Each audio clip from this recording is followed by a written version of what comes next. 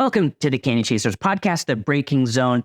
Today, we're going to be slowing things down and we're going to be having a conversation with the one and only, the impossibly charming Carolyn from Doodle on a motorcycle. I'm like gonna die. Never.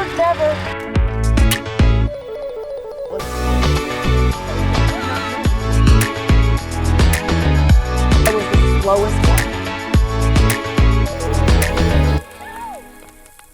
See, I'm really excited to talk to you, not only because you are a fellow motorcycle enthusiast, but you're also a creator and you understand the pain.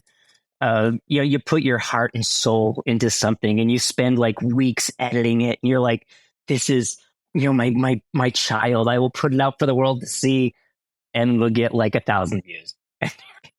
It's so discouraging.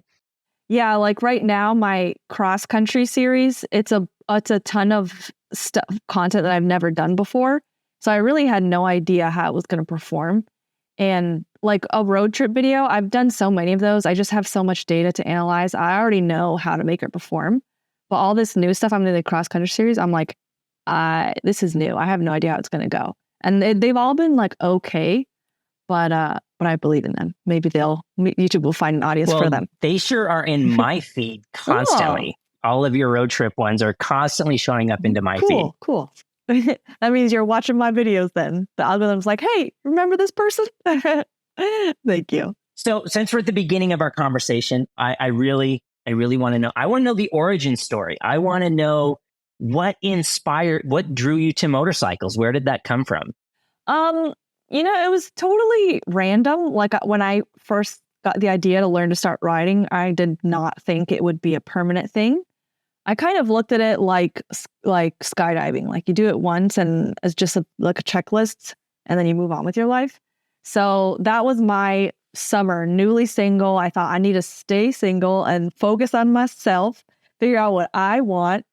And I just did a bunch of things I'd been wanting to do for years and never prioritized before. And learning to ride a motorcycle was one of them. I learned about the MSF course and I thought, perfect. I don't need to buy a bike. I can just learn in a safe environment and not have to commit more than a couple days. But then after that weekend, I was hooked. I was like, this is my life now. And it's just taken over and is now my job. So you didn't discover it until a little later then? Mm-hmm. Yeah, I was 25, I want to say, and I'm 33, going to be 34 in July. So one thing I really loved about your content was kind of the honesty of like this learning experience, right? Like a lot of people, come on, you edit out the part where you fall over. You know what I mean? That's the best part. Well, yeah. And I think it makes you really relatable. I think that's why people really like that channel, that it's, I've been riding since the I got my first street bike, I think in 1988, 1989. Whoa. Right? So I'm old. I'm an old dude. That's the year I was born. Yeah, really. That's crazy. 89. It's hard for me to remember what it's like to be a new rider. I'm jealous of you, though, being able to learn so early on in life. A big reason why I do what I do with all the education stuff was because of all the really terrible advice I got for years and years and years and years and years. Mm-hmm. There's a lot of safety that education that wasn't available then. I've noticed. Just didn't exist. I mean, it was, you read magazines. You got it from magazines. Oh my gosh. Yeah. And so you only got those once a month and you get your magazine. You're like, Oh my gosh. I can't imagine. That is so insane. Yeah. That's how we learned the racing too. Like if you wanted to know what happened in the races, you would have to wait till next month and see what happened, who won the MotoGP race. Oh, wow. So why did you decide to start a YouTube channel? What inspired that? I think because when I first started riding, I didn't know anyone who rode. And I wanted to talk about it so badly, but I didn't know who to talk to about it. Like I didn't have a group of rider friends. And I had YouTube was such a good resource for me as far as learning about motorcycles. So that felt like kind of a good place to do it. It felt like an online forum almost. So I really just started posting videos to kind of document that and keep myself accountable. And anytime anyone commented, I'm like, oh, I got 4 comments on a video. oh my gosh. And I could, talk about it. I could talk about the most simple things like, I figured out fifth gear on my bike. I couldn't find it, And at least the algorithm found a few people that were excited about that. And that was enough for me at the time. Yeah, it's funny. You look back and you're like, oh, that first video that gets 1,000 views, you're so excited. And now you're like, it only got 1,000 views in the first hour, or whatever. I try to remind myself that a lot. Like if I get disappointed about how a video is doing, I'm like, okay, remember when there was a time where I was crossing my fingers. Or if a video got 10,000, if I posted on Friday morning and a video got 10,000 views by Sunday, I was like, whew, thank goodness. But now I'm like, hey, that can happen the first day. If it's not a very good video, that could happen in the first day. So it's like, I have to remind myself, it's like, that progress. And again, like also like videos move differently. Like some like start off low and then peak, and then some take a big peak and then they plateau after your core audience watches. Like maybe they're the only ones who care. So it's kind of like your children. Like they're all different, like me, I went to art school. My sister, she's currently studying for her master's, and did as a paralegal and very smart. She got in trouble if she ever got a B. And if I got multiple Bs, my dad was like, good job, Carolyn. So it's like, they're all different. So I really believe in the value of low grip, practicing in a low grip environment. I think that's the best way to learn. And so I did this whole video about like why mountain biking is so awesome, because put the brakes where they belong, and it's slower and it's low grip, and the braking and the whole thing. And it was like one of those videos that I was like, oh, this is going to be awesome. Didn't do anything. And then like 6 months later, it got like 100,000 views in a week. And it's just like, bam. And I'm like, why did that suddenly 6 months? Yeah, it just sat there. And I was like, oh, well, I guess it's a dud. But sometimes it takes time. It takes time for the algorithm to find who wants to watch it. So I have to ask. Yes. Why Doodle? What is the meaning of Doodle? That was my nickname given to me by my martial arts instructor. I'd been drawing my whole life. I used to want to be a children's book illustrator, and I went to art school, majored in illustration, and I was doing graphic design work for my martial arts instructor. And one day when I came in to show him whatever I was working on, I thought he said, what do you got for me, Doodle? To this day, I don't know what he really said, but I was like, did you just call me Doodle? And he was like, no, but I will.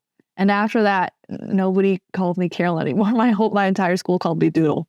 So now I'm curious, why are your thumbnails not a doodle? Why is there not a doodle prominently in all your thumbnails? Because that could be really cool. Yeah, like a drawing. Like the dog? Oh, a drawing? I very rarely draw anymore. Really? Yeah. I might start it up again though, because I've been having insomnia this past 6 years, and one of the things I heard that can help is just doing something fun, like an hour a day that is not work related. But I'm like, but my work is fun. All I want to do is YouTube related and writing related, and that really is all work. So as of yesterday, I was thinking maybe I will start it up again, like just doing something with no purpose, literally just to relax. So we'll see. Yeah, I struggled with insomnia for years. I'm a veteran. I always called it like the veteran's curse, right? And then one year for like my New Year's resolution, I was like, I'm just going to get off of Facebook, right? I'm just going to try it. Within 2 weeks, I was sleeping better than I had slept in years. No way. Off of Facebook. Yeah, apparently I'm such a softie that like anytime someone would say like one of the hateful things on Facebook, I would internalize it. Oh, me too. I'd think about it. And I was like, and so getting off of Facebook was the best thing in the world for me. I sleep great now just by getting off of Facebook. Are you serious? Oh my gosh. Oh no, my whole job is in social media. I know, like it's hard. I only hop on Facebook just like to do things, and then I leave. And I stopped liking or commenting on anything on Facebook, and I just go there for Canyon Chaser stuff, and then I'm gone. Oh my gosh, that's crazy. So since we're talking, where would you like your channel to go? What is your vision for where you want the channel to be, or your inspiration to grow? Well, I do love road trips, but mainly I've been doing videos on them because for me, it's all fun. Whatever I do is on YouTube related to motorcycles is fun. So, but I don't prioritize what's fun. I prioritize what works for the audience, because I do want this to be sustainable, and I don't love anything enough that I'm going to be broke. So I'm like, let me make sure it's performing so it's sustainable. So I've been doing a lot of road trips for that. But I do also love training. And when I first started showcasing training, I was like taking all the MSF courses, and those videos were duds, like just me taking the courses and showing that. But so about a year I didn't show anything about training, but now this year I'm trying to bring it back in a way that it is interesting for the audience. I'm just trying to find a way to make training cool. So kind of what I've been doing, what I'm trying this year, is kind of putting really basic and difficult challenges in the form of, really difficult training in the form of challenges, just because that structure I found performs really well in the fitness space on YouTube's, like YouTube's on YouTube, for instance, like 100 push-ups a day for 30 days challenges. Those are just like huge in the fitness space. So I tried 100 U-turns a day for 30 days, and that did really well for me. So I was like, I'm literally just practicing in a parking lot, and it's one of my best videos. Perfect. I'm going to keep practicing in a parking lot like that. So now I'm extending that challenge. I'm going to try it again for 90 days. I'd like to try that on dirt bikes and also baggers. It's kind of hard to find. I don't have a bagger that I own, so it's kind of hard to find someone to lend me, even the marketing department, to lend me a Harley to practice U-turns, but we'll see. And I'm also doing a challenge where I'm lifting my motorcycle 100 times a day for 30 days. I've pretty much just made that like my workout session because it's so hard. I'm on like day 18 right now, and it's still so hard, and I really don't like it. So I'm almost like hoping it doesn't do well, because then I don't continuing it. But the thing about having YouTube and motorcycles so closely related, like I don't have a history of riding without YouTube, like they're together, is that if I do a YouTube video and it performs really well, that makes me love that even more in riding. So because that 100 U-turns video did so well, that made me love U-turns even more. So we'll see. If the 100 bike lifts challenge does really well, maybe I'll love that too. But right now I don't. I don't like that challenge. But I am, yeah. Well, I loved the video where you did the off-road school. You got it twice now, the one in California. Yes. Uh-huh. I thought that video was fantastic. I really enjoyed both of those. Thank you. Yeah, that's another way I'm trying to showcase training in like a cool, fun way. So I thought if I could feature riders that are very skilled, like abnormally skilled in the industry, that could be a really cool way to do it. So adventure riding with Jocelyn Snow is one of them, because she does some crazy stuff on obstacle courses. And I did one with Champ School. I thought that could be cool, like professional racers. And next I'm working on, I'd really like to showcase motor police drills. Like how they're motor police officers are just so incredibly skilled.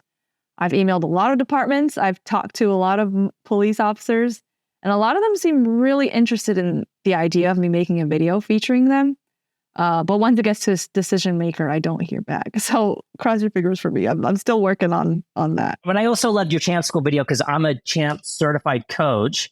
So I was really excited when that video came out. I was like, oh, right, this is really good. Because we really love getting people into that program. So I'm glad you had a good time with that school. Yeah, that was so cool. I couldn't believe how much you could improve in just 2 days. It's insane being able to have so much feedback. What are some topics or trends that you would also like to explore moving forward? Because I'm watching your content, and I thought you were kind of chasing the itchy boots kind of market. I thought that's where you were kind of headed. But are there other things that you're looking at or wanting to explore more than just the education side of things? I think mainly training and travel. I do like travel, like that itchy boots stuff, but it takes a lot out of me, and I really love staying home too. Like I don't love being on the road so long, and so I really like showcasing training and showcasing like super skilled riders like Jocelyn Snow and Champ School, and hopefully motor police officers, and hopefully professional stunt riders, and hopefully military tactical motorcycle training because apparently that's a thing. I haven't reached out to them yet, but I'm hyper focused right now on motor police officers. So I'm like, if I can get that first, then we just put all my focus into making that work. And then once I can do that, then I'll see if I can see about military tactical training with a YouTuber. We'll see.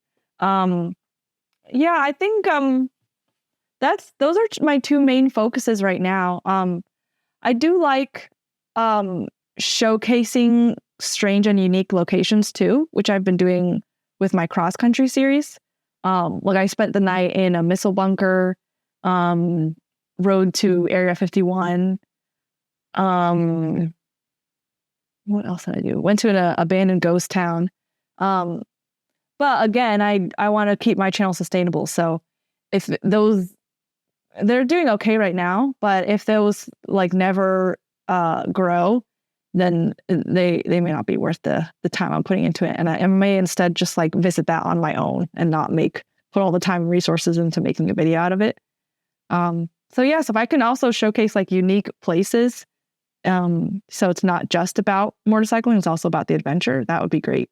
But we'll see what the audience thinks because they have the final say. I did a whole series. I built a little race bike for my wife. And I was like, oh, I'll do a whole series, because the build videos always do great, right? And I did this whole thing. I spent way more than I should have because I'm like, oh, I'm making content. They did nothing. they did terribly. And so it's like, how much money can I justify throwing at this like build that, like the video made $60, like kind of a thing. And you're like, oh no, because it has to be sustainable, right? And that's kind of getting us to some of like the creating things. Like, what do you think is the hardest part about being a creator? For me, it's probably the trolls. I would say that's the hardest part because you get so in the comment section. The closest thing I can see to that is kind of like road rage. How mean people can be in cars, like honking at you, tailing you. So, but if they in person, like if you were to bump into someone or if you were to accidentally like brush aside someone, no one reacts that way. It's just when we can't see their face. So I kind of see the comment section as like people kind of behave that way too. And that really bothers me. So I used to always be on my phone, just like reading comment section. But now I limit it to just the first day of release of a video, especially since I've been really targeting higher views. The more I've done that, the more trolls I get. And I'm too sensitive for that stuff. I try to read every comment, because I'm in the educational space, I'm answering questions. But I've gotten to the point now where if a comment has anything that insults me or another commenter on something that is out in their control, like what they look like, what they sound like, whatever, I just block them from the channel. Like, I don't need you. You're gone. Mm-hmm. Oh yeah, I block left and right. Yes, definitely. We don't need this in the world, right? No. I do that in life too.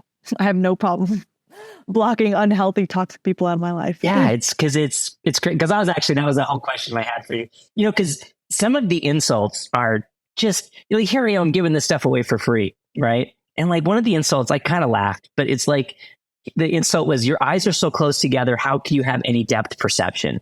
And I was like, that's me. It's kind of funny, but like you really went out of your way to make that comment. Oh my gosh. And the thing is, like, no one would ever say that to you in person. Like, never. Oh my gosh. That's a weird one too. I can honestly say I didn't know, like, you're looking in the mirror and you're like, oh, my eyes are kind of close together, right? And then you're like all subconscious about it. And you're like, oh, my eyes, like, I don't know. I know. I keep waiting for someone to say something about my ears. No one's ever been like, dang, her big ears. I'm like, they're pretty abnormal, but no one's ever said anything. I'm surprised. No, I've never noticed. Even now looking at them, they look normal to me. Your eyes look normal to me. Well, I had a friend who was, he got married and had like the kid, and he had like all of his hobbies he gave. So his hobby was to troll.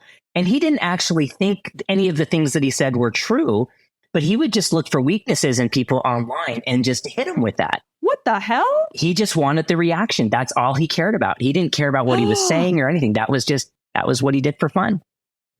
And that kind of gave me perspective in dealing with these people. And you're like, yeah, whatever. Wait, you said this is a friend? Yeah. Are you still friends with this guy? No, I haven't talked to him in years. I'm like, I'm concerned. Weird. Interesting. Yeah.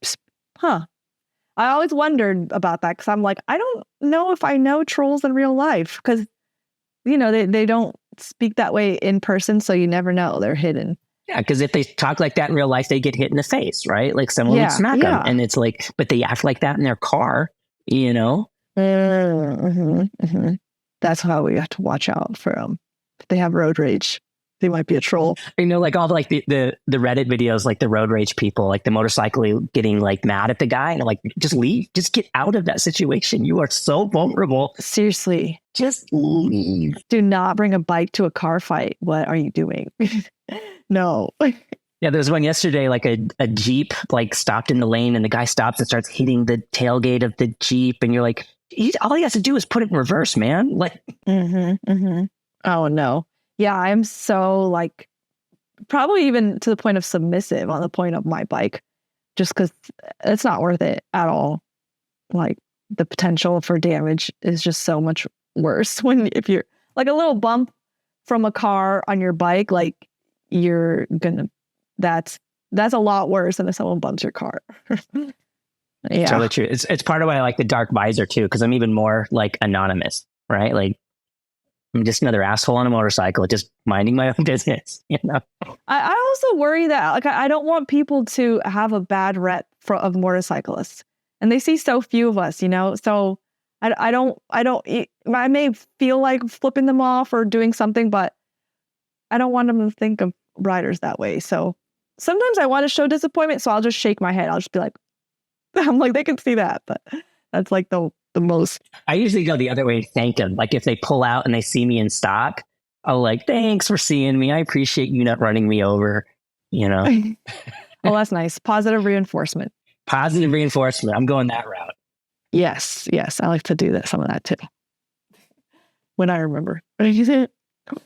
So what is your favorite part about creating content? What aspect of it do you enjoy the most? Probably just how creative it is and limitless. Like you could really make it whatever you want. Like there was 1 year where I was doing pretty much all bike reviews, mostly bike reviews and the MSF courses. And then I realized like, I don't have to do this. Like, I don't like doing bike reviews, but I also didn't know what else to do, what other kind of videos to make. So, I've pretty much moved away from that. Like the next year is when I started doing a lot more road trips. And I realized I love doing those so much more than bike reviews and the kind of technical stuff. And had much less bike reviews that year. And now I'm not, like this year, I'm not doing any bike reviews. And it's all just story-based videos. So I really like that, how it can be whatever you want it to be. What's one thing that you wish people understood about the creation process? That people have these assumptions, they have these expectations, and you're like, but I wish you understood like this side of it. I think that it's so much more demanding and challenging, and it is still work. And it's in a way harder than any job I've done before, just because because it is so flexible and because it can be whatever you want it to be. So it also feels like it never ends. So like my office jobs I've had before, I used to design home and holiday products. And I had a regular work day, 9 to 5, Monday through Friday. And when I went home, I wasn't thinking about work. I usually wasn't still drawing Santa Claus. I was home. I was doing what I wanted to do. But now with YouTube, it's difficult to stop. Like I know I need to for just physical and mental health and social life and having a healthy social life. But it can be really hard to stop. And sometimes I wonder if that's why I have insomnia, but I am working on that, just by the way.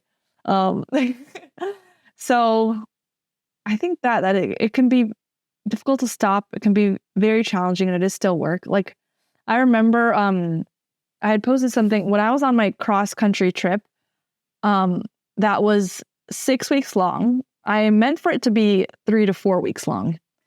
But yeah, just had a lot of unplanned things happen, like weather, a tornado I was trying to dodge, dust storms. Apparently that's a thing, and you can't ride through that unless you want to die.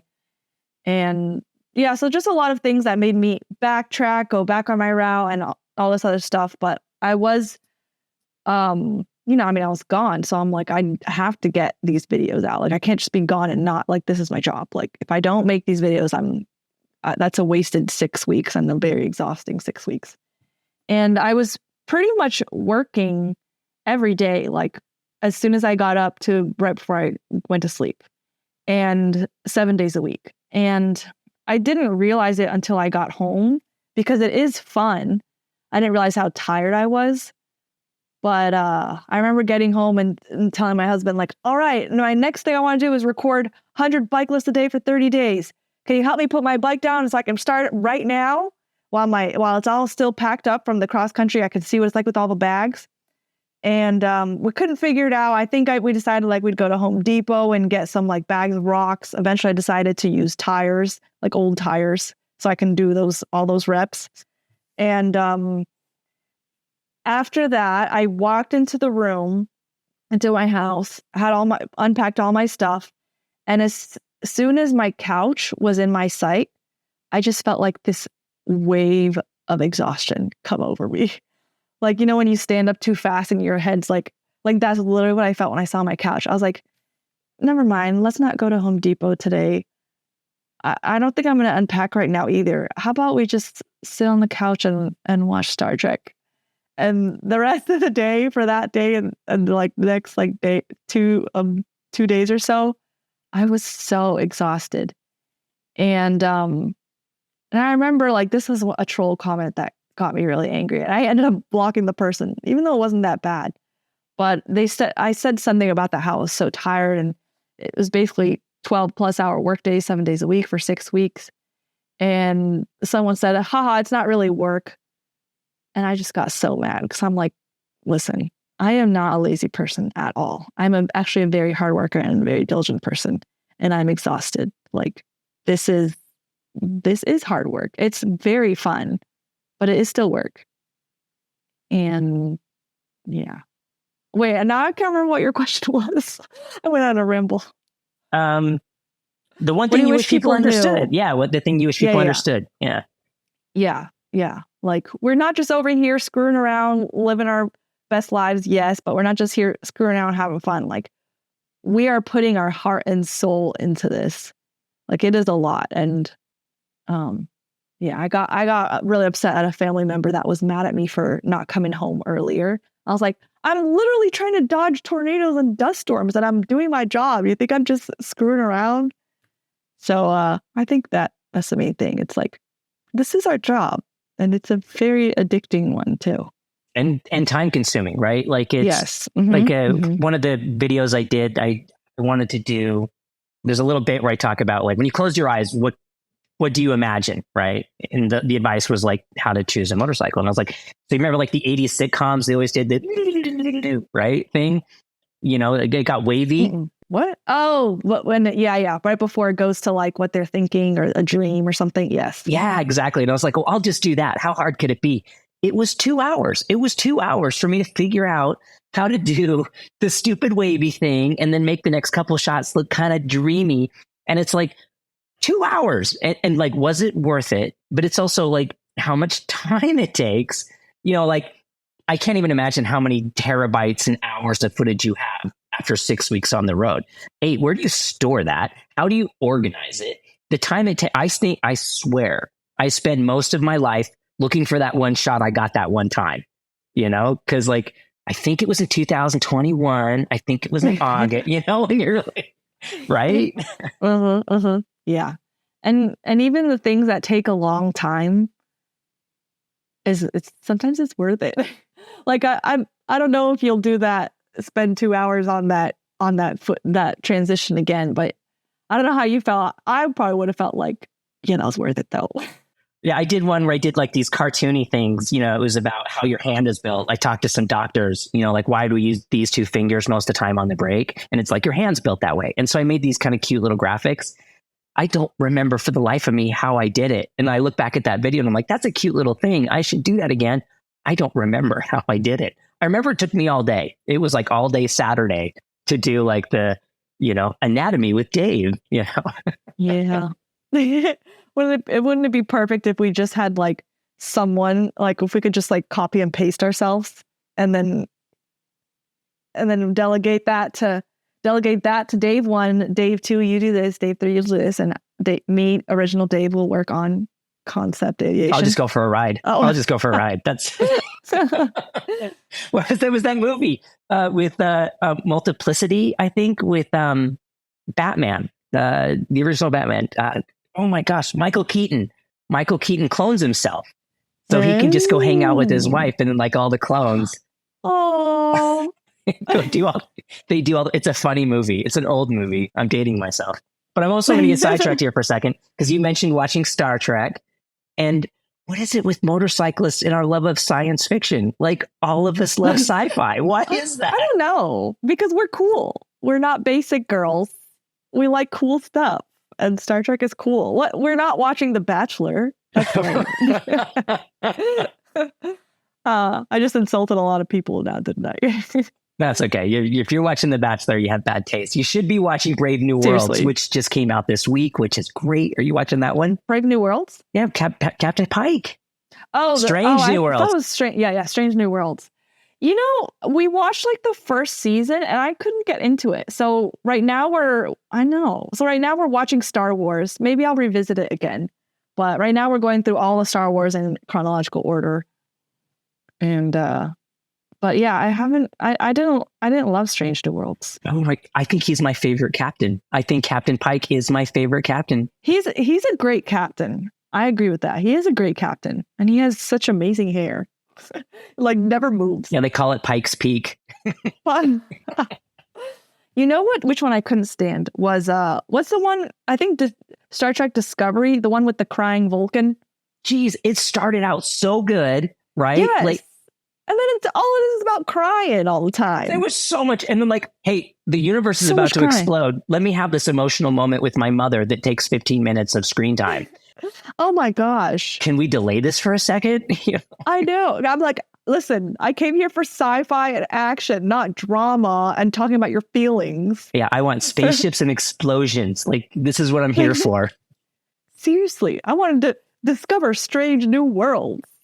Not an emotional relationship with your estranged mom.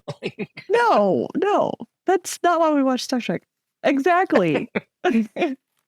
Oh my gosh. And what a missed opportunity. Like, you have a human that grew up on Vulcan and you make her so emotional and crying all the time. Like, that's the coolest part about Vulcans is how they're so. And then she just stopped being that. I know. She just stopped being cool. The first season I thought was really compelling, right? Like, it was this really interesting, and then spaceships that don't even connect. Like, what was that about? I don't know. I stopped watching it though. After they went to like the new universe. Yeah, I felt like the first 2 seasons of Picard I thought were terrible, but the most recent season of Picard I thought was amazing. Oh, good. Because I felt like the first 2 seasons were terrible too. And we haven't watched the next one. Yeah, this last one I was like, there's so many Easter eggs. If you're a sci-fi geek, there's I'm like pausing the screen and I'm like, that's the Genesis device. Ooh, okay, good. That makes me feel better. I'm like, we're running out of Star Trek. What am I going to do with my life? All right, anyway, we should get back on the topic because I could talk science fiction. So we talked about the trolls, right? And trolls suck, and they should just go for a ride instead of leaving mean comments. Okay. Go for a ride and get happy again. Oh, okay. I see what you're saying. Yeah, let them go for a ride. Like, relax. Go find that good road. Maybe they live in Kansas and there are no good roads. Or Nebraska. You've crossed Nebraska, haven't you? I must have. Let me. Or did you do Oklahoma? I don't think I went. Let me think, because I started to stay lower. No, I didn't go that far north.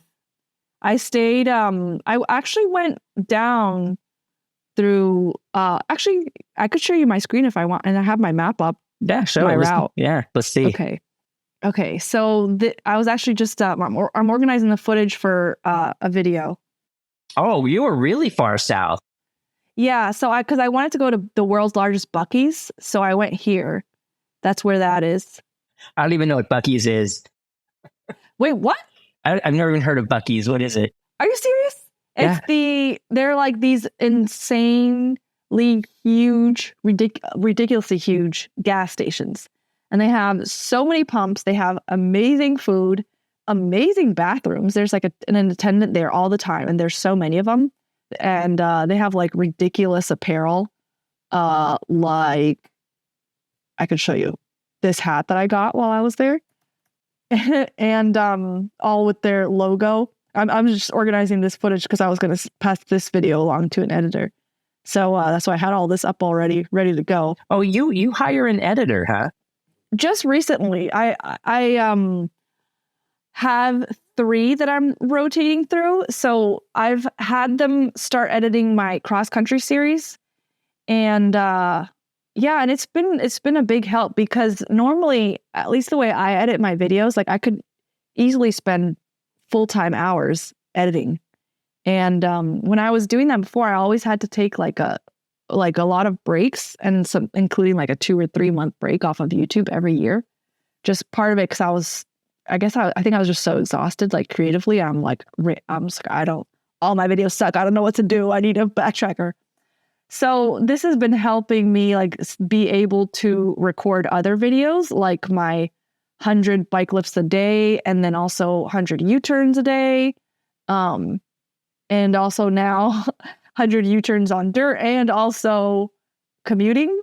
So that's my idea, is that I'll be able to record a lot more and like not need to take so many breaks and like get creatively exhausted if I do that.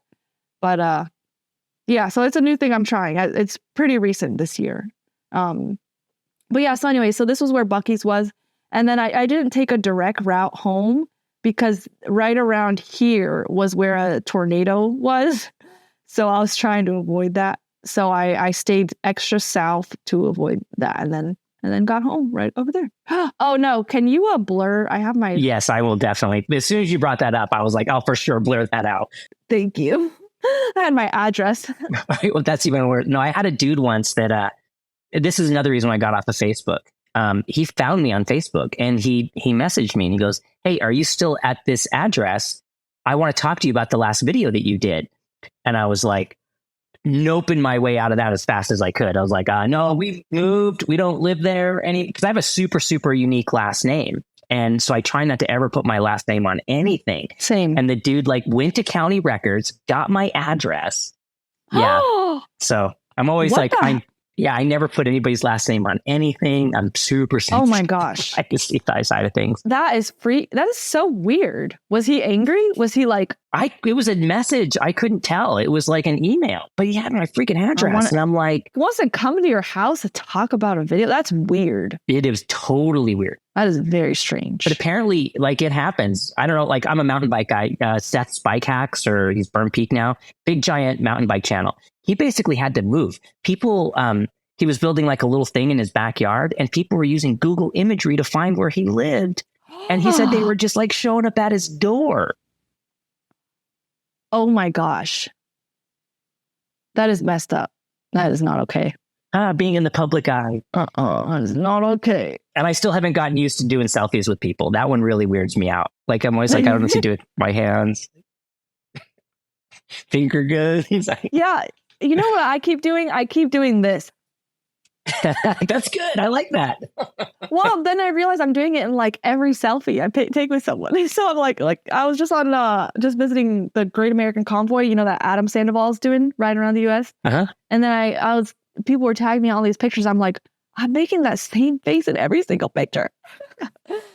Yeah, like pointing at them. I like it because I'm doing the same thing, the mouth open thing. I don't know what it is. Like, I know, the mouth open. I gotta have like 3 that I rotate so that it doesn't look like the same thing. oh, there we go. Got to think these things through. Yeah, like, and then.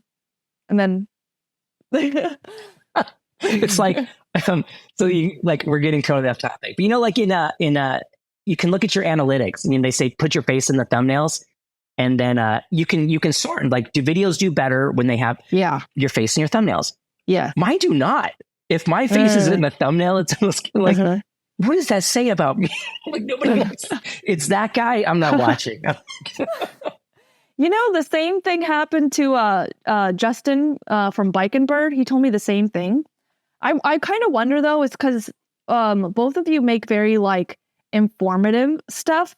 So I wonder if that's it. Because for me, my face does perform better, and I hate to think that it's just because I'm a girl, but maybe that is why. I don't know. But I'd like to think that it's because my videos are more story and personality based, so it is kind of about me. But yours are very educational and informative. So it's like that's my guess, but I don't know for sure. That's really good insight, because honestly, I try to keep myself out of it. Like, I try not to make it about me. In fact, I am actually trying the video I'm editing right now is a big departure for me, and it's kind of scary because it is going to be more story based. I'm trying to do a story based video. Oh, I'm so excited for you. Yeah, I've got like the first minute done. What's it called? Do you have a title yet? I don't have a title. Is it a secret? No, it's not a secret. It's so no title yet? I know. I'm breaking all the rules. You are bad. I think I have the thumbnail figured out, but not the title. Oh, you're bad. But I've never done a story video because my background is journalism. Oh, you'd be so good at it then. No, journalism is reporting. Oh, right. It's not about you in the story. It's about the right. So I have like notes. I have like pages of notes. I don't know if you can see like all my notes about how to make story. Like, you need to have a surprise for it to be a story. You need to have stakes. You need to have tension. Oh, yeah. You need to have conflict. Yes. See, you're better at this. You're better at the storytelling. I don't know. Like, what was the one you did? In Tombstone. You did the thing in Tombstone, like the murder capital of the world. Like, that was a great title, by the way. That was really good. Thank you. It's doing okay. I have high hopes for it, though. I think it's pretty cool. And then your magpie got trapped under the motorcycle. Yeah, that was good tension. That was not on purpose either. We were not like, hey, Amanda, can you just get trapped under your bike? Because this is going to make a real good thumbnail. But yeah, that whole video was like, because I mean, she seemed to get over it pretty quickly, but I was very stressed out. I'm like, are you okay? Is your leg okay? And it turned out later her leg was pretty swollen. But yeah, I was so stressed out that and then with the temperatures getting so cold, my battery kept dying.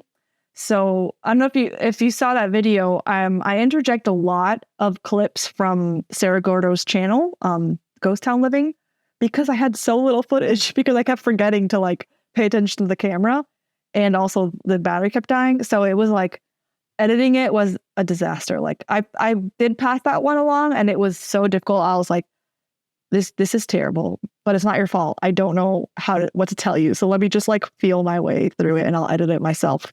And that's why there's so much clips from the person's channel, because I was like, I'm missing so much here because I was so flustered. Yeah, when I started off, I wanted to be Moto Geo. Right. But there already was a Moto Geo. Moto Geo? Yeah. He doesn't really make much content, but his content is fantastic. He basically gets a motorcycle from one of the manufacturers and does like a quick little ride with it. But he does it more of like, I'm going to ride Oregon on my Pan America or whatever. I'm going to look him up. And but I discovered that the travel thing is kind of my true love. And I kind of keep that to myself. Like, when you videotape it, you got to do it. You don't experience it anymore. When you're taping the whole thing, you don't get to just so that's kind of sacred to me. I don't know. Well, I've thought about it. I did one years ago. I did an Oregon trip, and my wife had a horrible crash. Like the only time she's ever crashed a motorcycle. I have it on camera. And I made a story out of that one. And I think I didn't, it takes so much footage to make a good thing. Yeah. You would need like a team of people to follow you around with cameras. Yeah. Yeah. Road trips are very consuming, I would say, time consuming and energy consuming to make his videos. But I've never gone on a road trip without making a video out of it. So I wouldn't know what that's like. Yeah, my riding is totally affected by YouTube just because both of them started together. Like they're totally intertwined. So when you're writing, are you thinking about the next video and like how you're going to script the next video and like what shots you're going to get? No, not while I'm riding. Probably because I do that before I go out on a ride. But pretty much all my riding now is going to be on my channel. Like I don't ride for leisure anymore. Let me think. Have I ridden anywhere? No, because now I'm also doing a commuting video. So now I'm riding whenever I go to the MSF too. I'm recording when I go to the MSF too. So no, but I do a lot of planning. Just this year I started doing this. I do a lot of planning before I start recording, and that's helped so much with the edit process. So I'm not doing that while I'm on the bike. Plus I won't remember. I have to write everything down or it's gone. Or it pops up in my head again at like 2 or 3 in the morning when I just want to sleep. And I'm like, why now? Right. Well, like people always ask me, how do you deal with all your GoPro footage or like how your GoPro overheating? And I'm like, my GoPro gets turned on for the shot that I need. And then I turn it off and it goes back. And I'm like, I'm not just recording. The only time the GoPro runs is when I'm on track because I have no other option. It has to run for the full session. But just get the shot you need. I recently started doing that too. Yeah, just on road trips, I used to record everything, like the entire, like even just 9 hours on the highway, I recorded all that. And then I would scrub through, see like, oh, this is an interesting sign. I'm like, that's a terrible use of my time. So now I just do a clip here and there. And especially for the GoPro footage, that's not, that's not popular, I've noticed. Yeah, there's just too much of it. Yes. I've been rewatching a lot of Casey Neistat content and looking at how he does it, because he's a one-man band, right? Yeah. And it's kind of clever what he does. Like he just sets it up, walks out the door, and then, or walks into the door and then he just runs back and just cuts out the other stuff. And so he builds these like really simple little sequences, pretty easy, Yeah. Yeah. For him, it's like, editing and producing, he can do that in his head so easily. Like he has a course on like studio.com or something, and I took it, and he talked about how he showed like his whole process, and he basically like edits chronologically. I mean, not edits, he records chronologically. He like is already picturing what the video is going to look like, and then I'm like, oh, you mean you don't just figure out scrubbing through all the footage once you already have it, and like. So I thought that was pretty neat. I did actually the Tombstone video. I edited it in that way, like kind of the way he teaches. Like it's all planned ahead of time, and then we're pretty much recording it pretty much chronologically.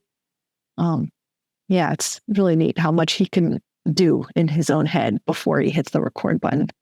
Yeah, teach like the instructional videos are hard because I need like an example of the thing I'm talking about. But when I've been able to do that chronological thing, like shoot it chronologically, edit it goes so fast. You can get it done so quickly. It's amazing.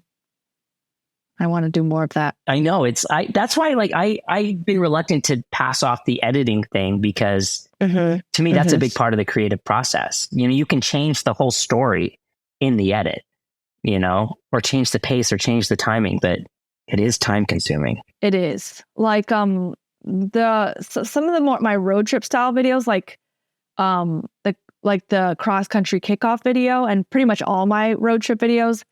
And I'll do the same with my cross country finale video, because that'll be road trip style too, where it's just so much footage, and I didn't plan it. It's across like several days, and like those I'll edit myself because I like feel my way through and find it in the edit. But a lot of these videos on my cross country series, like the one for Tombstone, The Town Too Tough to Die, and then Overnight in a Missile Bunker, I really kind of planned that out. Like I planned out what my hook was going to be. I planned out like the intro and then planned out talking points. So it was fairly easy to record somewhat in order, but then organize the files in order to pass along to an editor. So those ones have been pretty easy to pass along. But right now I have no clue how I could pass along a road trip video like that. I'll probably still be editing those myself, but yeah, those are the ones. Yeah, I think by the time you organize the content where you could pass it off, you may as well just edit it. What are some of the challenges that you've kind of faced or dealt with being a female rider? You know, the less populous demographic. I don't know. I don't really think that there are many challenges. There's a lot more excitement. Like, I bet when you pull up to a gas station, no one comes up to you and says, "You're on a motorcycle? Great job, fantastic."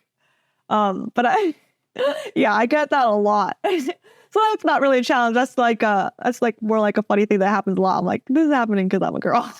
People saying great job just for riding a motorcycle. So probably that's something that comes to mind as just like a common thing. Challenges. I guess you know what? I would say that I have noticed in my comment section has affected the way I present myself on YouTube. But I think in a good way. Like when I started YouTube, when I was first like watching YouTube videos, I noticed that the popular women motorcycle channels were focused on appearance. So their makeup was done, their hair was done, they were in tank tops, they looked cute. And so I started focusing on that too. And I started dressing and presenting myself in a way that I don't normally, and in a way that I don't even with my friends. So basically I wasn't being myself. And I thought I was just getting cute. But in my comment section, that made I got a lot of like perverted comments. So it made me be a lot more conservative but also more myself. But also on YouTube, I'm more conservative the way I dress than I am in real life. So for instance, I'm very wary and intentional about shorts and tank top. Like in person, if it's a hot day, I have no problem wearing that. But if the camera's out, I'm like, be careful what I'm showing. Be careful because someone will I'll see a peak in the retention if I turn around and I'm just walking away. Or I'll see, I know, it's so weird. I'm like, that's crazy. I'm like, I was literally just walking. I wasn't I didn't drop something and go, oops. So I try to be extra cautious about that and intentional online because of that.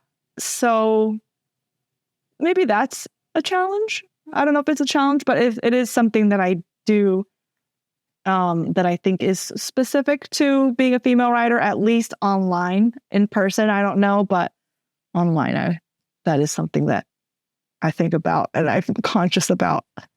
I've never even considered that, never even thought about it, never even entered my mind. I know, right? Me neither. That you would get a peak in retention.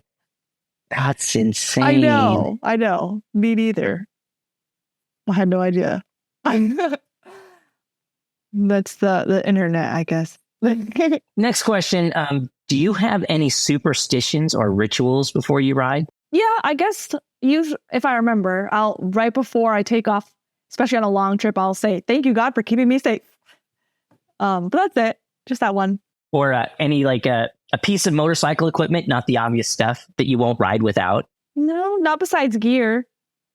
But I'm guessing that's what you mean by without the obvious stuff. Yeah, not the obvious stuff. I wouldn't ride without a helmet like that, but that's not really a superstitious thing. Yeah, like no lucky rabbit's foot or anything. I do have a guardian bell, but I haven't put it on my bike. It's just sitting in the kitchen. Maybe that would help me not drop my bike so much.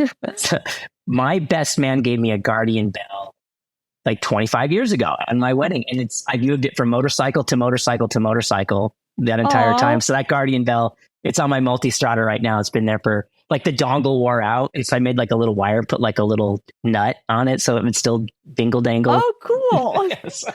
The dongle can wear out. Wow. Apparently, like 25 years, like that's 25 years of motorcycling. And I used to put on an insane amount of miles. That's a good ritual. Wow. That's a good ritual. I don't know if it is. I think it's more of a memory of my best man. Oh. What is the biggest challenge for riding motorcycles? At least for me at my size is figuring out the tricks to manage larger bikes. Especially since when you ride in the US and if you want to do long road trips, it's much more comfortable to do it on a bigger bike, like that has a huge tank that can handle like that. The fact that there can be vast expanses in the middle of the US with no gas stations and able to really pack it up and still able to keep the throttle pinned at highway speeds like all day and not leave with like vibration ghosts on your hands. So yeah, big bikes are very comfortable and worth the learning curve. But I think the challenge for me for a while was one, learning that there was a learning curve. Like I thought, oh, it's too big, I shouldn't ride it. But now I know, oh no, you just gotta learn some tricks. So I think one, learning that there is a learning curve, and two, learning them and getting good at them. What is your favorite thing about riding? What would be the perfect motorcycle day? I really like learning new things with it. Like when anything that's been difficult becomes not difficult anymore, I really like that feeling. So like if I started the day off with some training and then ended it with an adventure, like going on a nice road trip somewhere really scenic and pretty, that'd probably be a really good day. Even better if it's not too humid and I get some really good food throughout it and lots of water. Last question. What advice do you have for new riders trying to get into the sport? Like, what are some of the things that you've learned that you really want to pass on to inspire people to take it on? Because one of the sobering statistics out there is that 85% of riders who enter the sport leave within 2 years. They give up. You know? What? Yeah, that's been a big motivator for me too, right? So where are we failing these new riders? You know, where are we letting them down that they give up? You know, Weird. Like one of my big ones, I know you're doing the U-turn challenge, which is, you know, but I think there's pressure in our industry that's like, you have to be able to do like lock to lock U-turns with your feet on the pegs. Right. And I see new riders all the time. They start dropping their bike and they get discouraged and it's not fun for them. Then they give up. And it's like, that shouldn't deter you, you know, like put your foot out. Who cares? You know, like, yeah, worry about that later. Yeah. Kind of a thing. Yeah. But what advice would you give to help bring that number down? I think I kind of see where I could have been that statistic when I upgraded to a Triumph Bonneville from my Suzuki S40. And I didn't know about tricks for handling taller bikes that you're tiptoeing on. So that Bonneville, when I first had it was like, every time I went out for a ride with it, I either dropped it or almost dropped it. And it felt so big and top heavy. I mean, now I'm like, that thing is tiny. What? But back then I just thought it was me. I thought, well, I just can't ride bigger bikes then. I'm just stuck with a 1-cylinder 650cc cruiser that can barely handle the highway. And so that's when I seriously considered like maybe riding just isn't for me. And actually someone in my audience told me about Jocelyn Snow. And that's when I saw like, oh, there are ways to handle like everything that's difficult in riding. Like it being difficult doesn't mean you can't do it or you shouldn't do it. Unlike the stupid trolls like to say, like there's always a way to learn how to handle what's difficult in riding. So I think that's probably the advice I would give is never stop learning. And yeah, just because it's difficult doesn't mean you shouldn't. It just means you haven't learned the tricks for it yet. Well, I've had a great time. Well, thank you. Thanks, Dave. This has been fun. And maybe we should do something together. Maybe we should do some sort of collab. I don't know how to collab, but I know I'm never sure how to do that too, but I think so. Well, because the motorcycle community seems so like adversarial, right? Like, no, if you do well, that means I do poorly. And I don't think that's how it works. No, I don't like that attitude with anything. Yeah, me either. me. Me either. Just because they watched your video doesn't mean they're not going to watch mine, or vice versa, Exactly. right? Exactly. Yes. Yes. Raising, what's the expression? Raising tides raise. Oh yeah, a rising tide raises all ships. Yeah. Yes. Yes. Yes. If you do better, we do better. We all do better. Yeah. Yeah. I like it. I like it. All right, Carolyn. Thank you, Dave. Thank you so much for your time. Yeah. Thank you for having me.